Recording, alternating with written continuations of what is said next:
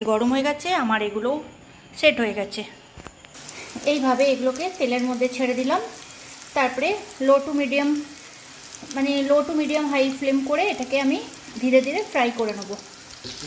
দেখুন কি সুন্দর লাগছে দেখতে। এভাবে লো টু মিডিয়াম ফ্লেমে আমি এটাকে ফ্রাই করে নেব।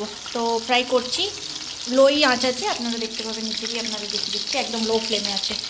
তো এইভাবে এটাকে ফ্রাই করছি যাতে ভেতর অবধি চিকেনগুলো গলে যায়।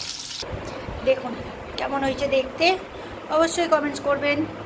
এবার এরা খাবে, খেয়ে কর্তামশাই রিভিউ দেবে কেমন হয়েছে। কি গো কেমন হয়েছে? বলো, তুমি কি ঘরে কি খাবো? কেএফসি চিকেনগুলো গলেছে, একদম ভালো বলেছে, খুব সুন্দর হয়েছে, আর ক্রাঞ্চি হয়েছে। সব বলছি তো খুব ভালো হয়েছে, খুব ভালো লাগছে সত্যি খুব খেতে। সত্যি না মিথ্যে? সত্যি। আচ্ছা বাবু খাও।